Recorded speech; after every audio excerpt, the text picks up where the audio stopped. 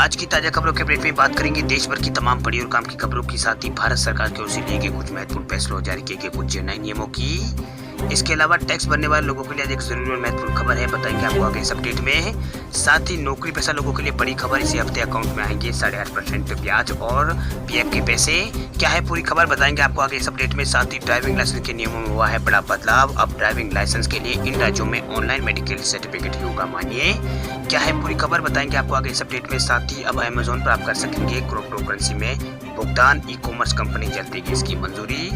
क्या है पूरी खबर, बताएंगे आपको आगे इस अपडेट में। साथ ही 1 अगस्त से बदल जाएंगे आपके बैंक से जुड़ा ये बड़ा नियम, नौकरी करने वाले लोगों को होगा ज्यादा फायदा। क्या है पूरी खबर, बताएंगे आपको इस अपडेट में। साथ ही यहाँ पर कोरोना वैक्सीन लगवाने वाले लोगों के लिए आज एक जरूरी और महत्वपूर्ण खबर है, बताएंगे आपको आगे इस अपडेट में। साथ ही कोरोना कर्फ्यू और लॉकडाउन से जुड़ी कुछ महत्वपूर्ण बड़ी खबरें हैं, बताएंगे एक करके इस अपडेट में। साथ ही बात करेंगे आज के ताजा मौसम समाचारों की कि देश के किन किन राज्यों में भारी बारिश के आसार है, देश के किन किन राज्यों में बढ़ेगा तापमान, पूरी जानकारी देंगे आपको इस अपडेट में। साथ ही आज की तमाम बड़ी और काम की खबरों की बात करेंगे इस अपडेट में। बात करते हैं आज के पहले अपडेट की, तो ड्राइविंग लाइसेंस के नियमों में हुआ है बड़ा बदलाव। ड्राइविंग लाइसेंस के लिए इन राज्यों में ऑनलाइन मेडिकल सर्टिफिकेट ही होगा मानिए। केंद्रीय सड़क परिवहन और राजमार्ग मंत्रालय ड्राइविंग लाइसेंस और उससे जुड़ी सभी सेवाओं को ऑनलाइन करने की दिशा में लगातार प्रयासरत है। वही कोरोना काल में ट्रांसपोर्ट विभाग की ज्यादातर सेवाएं ऑनलाइन शुरू हो चुकी है। इसी कड़ी में अब राज्यों ने अब ड्राइविंग लाइसेंस बनवाने के लिए डॉक्टरों द्वारा भेजे गए ऑनलाइन मेडिकल प्रमाण पत्र को ही मान्य कर दिया है। वही छत्तीसगढ़ परिवहन विभाग ने इसको लेकर आदेश जारी कर दिया है। इस आदेश में ऑफलाइन जमा किए जाने वाले प्रमाण पत्र पर रोक लगाने के निर्देश दिए गए हैं। साथ ही अधिकृत डॉक्टरों द्वारा ऑनलाइन जारी किए जाने वाले प्रमाण पत्रों के आधार पर ही ड्राइविंग लाइसेंस जारी करने को कहा है। आपको बता दें कि देश में हर आरटीओ के कामकाज को यहाँ पर तकरीबन अब ऑनलाइन कर दिया गया है।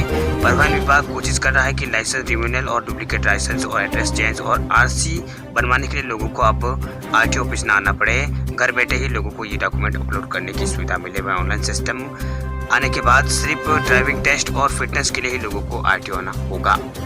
वही देश के परिवहन कार्यालयों में एजेंट द्वारा फर्जीवाड़े को यहाँ पर जो फर्जीवाड़ा है उसको करने की शिकायतें लगातार मिल रही है। आवेदनकर्ता या फिर एजेंट नकली सील और हस्ताक्षर कर दस्तावेज जमा कर रहे थे। इसे देखते हुए अब परिवहन विभाग की तरफ से सख्ती और इस पर रोक यहाँ पर लगाई है। आपको बता दें कि छत्तीसगढ़ के बाद अब यूपी, एमपी, झारखंड और राजस्थान और दिल्ली राज्यों और केंद्र शासित प्रदेशों में ड्राइविंग लाइसेंस बनवाने के लिए डॉक्टर द्वारा भेजे गए ऑनलाइन मेडिकल पत्र पर ही यहाँ पर प्रमाण पत्र को ही यहाँ पर मान्य करने पर विचार यहाँ पर चल रहा है। इसके लिए ड्राइविंग लाइसेंस और गाड़ियों के पंजीयन के जो नए नियम है उसको लागू कर दिया गया है। वही कुछ राज्यों में अब सिर्फ ऑनलाइन ही आवेदन स्वीकार किए जा रहे हैं। धीरे धीरे ये प्रक्रिया ऑनलाइन ही हो जाएगी। चलिए बात करते हैं अगली खबर की, तो नौकरी पेशा लोगों के लिए बड़ी खबर, इसी हफ्ते आपके अकाउंट में आएंगे 8.5% ब्याज और पीएफ के पैसे। केंद्र सरकार ने नौकरी पेशा लोगों के लिए बड़ी खुशखबरी यहाँ पर नौकरी पेशा लोगों को दी है। वही श्रम मंत्रालय की ओर से ब्याज दरों को मंजूरी के बाद अब कर्मचारी भविष्य निधि संगठन यानी ईपीएफओ के सदस्य कर्मचारियों के पीएफ खाते में इस हफ्ते ज्यादा पैसे आएंगे। दरअसल मोदी सरकार ने वित्त वर्ष 2020-21 के लिए 8.5% ब्याज की मंजूरी दी थी। मीडिया रिपोर्ट की माने तो अगर इस हफ्ते पीएफ की रकम ट्रांसफर नहीं की गई तो वित्त वर्ष 2020-21 के लिए 8.5% ब्याज अगस्त 2021 की शुरुआत में आपके पैसे में ये जो पैसा है जो आपके खाते में भेजे जा सकते हैं। वही श्रम मंत्रालय की मंजूरी के बाद ईपीएफओ सब्सक्राइबरों के खाते में 8.5% की दर से पैसे जमा किए जाएंगे। पिछले बार वित्त वर्ष 2019-20 में केवाईसी में हुई गड़बड़ी के चलते कई सब्सक्राइबरों को लंबा इंतजार करना पड़ता था। आपको बता दें कि ईपीएफओ ने वित्त वर्ष 2020-21 के लिए ब्याज दरों को बिना किसी बदलाव के 8.5% पर यहाँ पर बरकरार रखा है। वही ये पिछले 7 साल में सबसे निचले स्तर का ब्याज दर है। इससे पहले साल 2012-13 में सरकार ने 8.5% की दर से यहाँ पर ब्याज यहाँ पर दिया था। बात करते हैं अगली खबर की, तो उत्तर प्रदेश में योगी सरकार 58,000 पंचायत सहायकों की करेगी भर्ती, 6,000 रुपये मिलेगा मानदेय। चुनाव से पहले योगी सरकार रोजगार को लेकर गतिशील हो गई है। गत दिनों कैबिनेट की बैठक में रोजगार के सृजन और नई नियुक्तियां एवं पदोन्नतियों को लेकर निर्णय हुआ। वही पंचायती राज मंत्री भूपेंद्र चौधरी ने बताया है कि प्रदेश सरकार ग्राम पंचायतों में 58,000 से अधिक पंचायत सहायकों की भर्ती करेगी। उन्होंने बताया है कि प्रधान अपने परिवार या फिर रिश्तेदार या फिर पंचायत सहायकों के पद पर नहीं रख सक पाएगा। वही ग्राम पंचायत जिस जाति की आरक्षित होगी उसी जाति का पंचायत सहायक होगा। वही चयन के लिए हाई स्कूल व इंटरमीडिएट के अंकों के आधार पर मेरिट बनेगी। वही सर्वोच्च मेरिट वाले को यहाँ पर चयन किया जाएगा। इन पदों पर ग्राम पंचायत के लोग ही यहाँ पर चयन हो सकेंगे। इस मौके पर मुख्य सचिव मनोज कुमार सिंह और निर्देशक पंचायती राज किंजल सिंह उपस्थित थे। आपको बता दें कि प्रदेश सरकार विधानसभा चुनाव से पहले 1 लाख से अधिक पदों पर लोगों को रोजगार देने का काम कर कर रही है। वही सरकार ने शिक्षित बेरोजगार और महिलाओं और अर्धकुशल श्रमिकों के स्तर पर लोगों को यहाँ पर गाँव में ही रोजगार मुहैया कराने के लिए कुछ विभागों में मानदेय पर भर्तियां शुरू की है। वही कैबिनेट ने 58,000 से अधिक ग्राम पंचायत सहायक, हर ग्राम पंचायत में एक पंचायत सचिव और यहाँ पर सचिव कम अकाउंटेंट नियुक्त करने का निर्णय यहाँ पर लिया है। बात करते हैं अगली खबर की, तो बायोलॉजिकल ई की वैक्सीन कोवावैक्स जल्द ही भारत में होगी लॉन्च, सितंबर के आखिर तक आने की है उम्मीद। हैदराबाद स्थित दवा कंपनी बायोलॉजिकल ई के भारत में सितंबर के अंत तक कोविड-19 वैक्सीन कोवावैक्स लॉन्च होने की उम्मीद है। सूत्रों ने जानकारी दी है बायोलॉजिकल ई की तरफ से बनाई जा रही आरबीडी प्रोटीन सब यूनिट की वैक्सीन है, जिसका अभी ट्रायल है वो तीसरे चरण का चल रहा है। इसके पहले और दूसरे ट्रायल में अच्छे नतीजे यहाँ पर सामने आए थे। अपने नागरिकों को सुरक्षित और प्रभावी और सस्ती सुलभ कोविड-19 वैक्सीन खुराक प्रदान कराने के अपने मिशन के साथ आगे बढ़ते हुए केंद्र सरकार ने बायोलॉजिकल ई की जो कोविड वैक्सीन है उसके यहाँ पर प्री क्लिनिकल स्टेज को लेकर थे, जो फेज 3 है उसकी स्टडी तक सपोर्ट यहाँ पर किया है। अभी देश में कोविशील्ड, कोवैक्सीन और स्पुतनिक वी की खुराक भारत में दी जा रही है। वही 12 से 18 वर्ष के लिए जायडस कैडिला की कोविड वैक्सीन सितंबर तक उपलब्ध होने की उम्मीद है। बात करते हैं अगली खबर की, तब अमेजोन पर कर सकेंगे क्रिप्टो करेंसी में भुगतान, ई कॉमर्स कंपनी जल्द देगी इसकी मंजूरी। क्रिप्टो करेंसी में निवेश करने वालों के लिए इलेक्ट्रिक कार निर्माता टेस्ला और टेक कंपनी एप्पल के बाद ई कॉमर्स कंपनी अमेजोन की ओर से एक अच्छी खबर निकल कर आ रही है। दरअसल अमेजोन यूजर्स को बिटकॉइन और डॉककॉइन जैसी क्रिप्टो करेंसी में भुगतान की सुविधा शुरू करने की तैयारी यहाँ पर अमेजोन कर रहा है। इसका पता हाल में ही एक जॉब लिस्टिंग के जरिए लगा है। अमेजोन अपनी प्रोडक्ट टीम को यहाँ पर क्रिप्टो करेंसी और ब्लॉकचेन करेंसी के एक्सपर्ट को हायर करने वाला है। आपको बता दें कि ब्लॉकचेन यहाँ पर डिजिटल करेंसी या फिर क्रिप्टो करेंसी को सुरक्षित भुगतान इसमें माना जाता है। वह अमेजोन की payment expertise and experience team digital currency व ब्लॉकचेन स्ट्रेटजी और प्रोडक्ट रोडमैप को डेवलप करने के लिए अनुभवी लीडर की तलाश कर रही है। चलिए बात करते हैं अगली खबर की, तो बढ़ती महंगाई के बीच महंगी दाल से अब मिलेगी राहत। केंद्र सरकार ने कस्टम ड्यूटी किया माफ, तो सेस किया है आधा।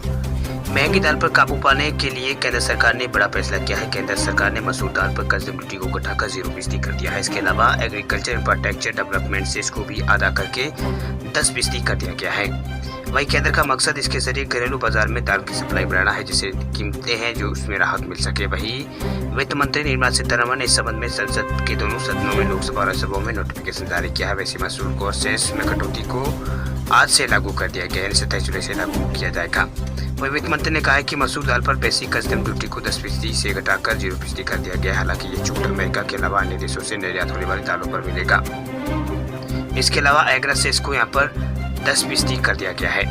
बात करते हैं अगली खबर की, तो आईटीआर फाइलिंग की अंतिम तारीख बढ़ी है आगे। आयकर रिटर्न दाखिल करने की अंतिम तारीख 31 जुलाई 2021 से बढ़ाकर इसे 30 सितंबर 2021 कर दिया गया है। वह केंद्र सरकार ने घोषणा की थी कि वित्तीय वर्ष 2020-21 के लिए आईटीआर दाखिल करने की समय सीमा प्रचलित कोविड महामारी के कारण बढ़ा दी गई थी।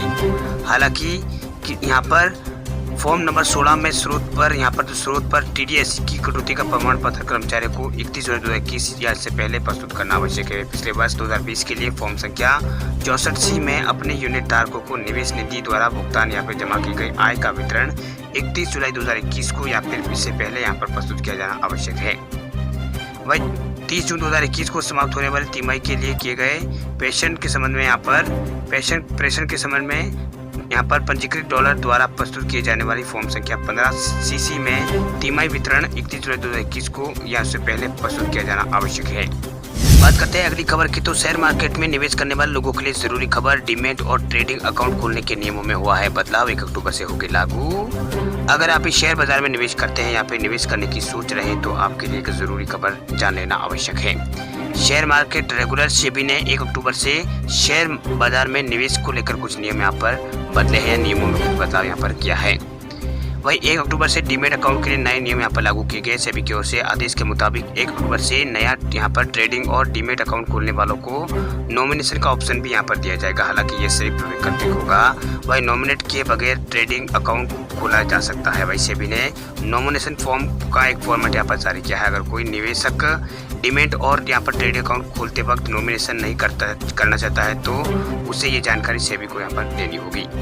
इसके अलावा आपको यहाँ पर डेलीगेशन फॉर्म भरना होगा। अगर आपके पास डीमेट खाता है तो आपकी यहाँ पर आपको भी 31 मार्च 2022 तक नॉमिनेशन फॉर्म भरना ज़रूरी होगा। अगर आप भी नॉमिनेशन की सुविधा नहीं चाहते हैं तो आपके लिए अलग से फॉर्म यहाँ पर आपको भरना होगा। अगर किसी ने नॉमिनेशन या फिर डेलीगेशन फॉर्म नहीं भरा तो उसके खाते में वो फ्रीज यहाँ पर कर दिया जाएगा। वही मार्केट रेगुलेटर सेबी की ओर से जारी सर्कुलर के मुताबिक सभी ट्रेडिंग मेंबर्स और डिपोजर यहाँ पर पोस्टेज को 1 अक्टूबर 2021 से नाइट ट्रेडिंग और डीमेट अकाउंट को एक्टिवेट उनको कराने होंगे। वह नॉमिनेशन का फॉर्म मिल जाने पर ऐसा वो करेंगे। वह अकाउंट होल्डर को नॉमिनेशन और यहाँ पर डेलीगेशन फॉर्म पर दस्तखत करने होंगे, लेकिन किसी गवाह की ज़रूरत इसमें नहीं होगी। हालांकि अकाउंट होल्डर्स अगर दस्तखत नहीं कर पाता है तो अंगूठे का निशान लगाता है तो फॉर्म में गवाह का हस्ताक्षर जरूरी होंगे। बात करते हैं अगली खबर की, तो कोरोना को लेकर केरल और महाराष्ट्र ने फिर बढ़ाई है टेंशन। सामने आए हैं इतने ज्यादा केस।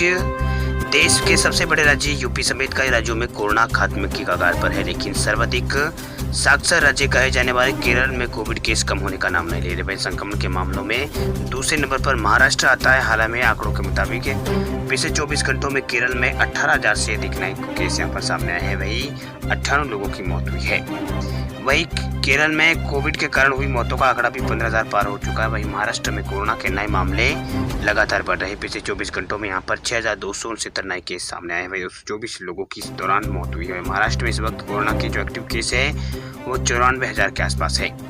वही केंद्रीय स्वास्थ्य मंत्रालय की यहाँ पर जारी किए गए आंकड़ों के अनुसार देश में इस वक्त एक्टिव केसों की संख्या 4 लाख से ज़्यादा है, 4,08,000 से ज़्यादा है। साथ ही अब तक भारत में 4,20,000 से अधिक लोगों की मौत हो चुकी है। वही 24 घंटों में अस्पतालों में यहाँ पर 39,000 से अधिक लोग डिस्चार्ज किए जा चुके हैं। वही यहाँ पर ठीक होने वाले लोगों की संख्या भारत में 3,05,00,000 पार पहुँच चुकी है। वही राहत की बात यह कि देश में बीते 46 दिनों में संक्रमितों की संख्या 1 लाख से कम बनी हुई है। आपको बता दें कि कल यहाँ पर दिन भर कोरोना के जो मामले हैं वो यहाँ पर 39,097 नए मिले थे। वही 546 लोगों की मौत हुई थी।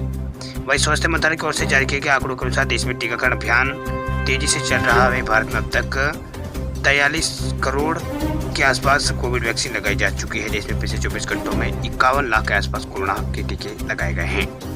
वहीं कोरोना के बढ़ते आंकड़ों के बीच उत्तर प्रदेश की योगी आदित्यनाथ सरकार ने 11 राज्यों से यूपी आने वाले लोगों के लिए नए नियम जारी कर दिए। इसके मुताबिक 3% से अधिक पॉजिटिव वाले जो पॉजिटिविटी है वहाँ उन राज्यों से 11 राज्यों से यूपी आने वालों के लोगों के लिए RT-PCR की नेगेटिव रिपोर्ट दिखाना जरूरी होगा। बात करते हैं अगली खबर की, तो अगले 24 से 48 घंटों के दौरान यूपी समेत इन राज्यों में भारी बारिश के हैं आसार।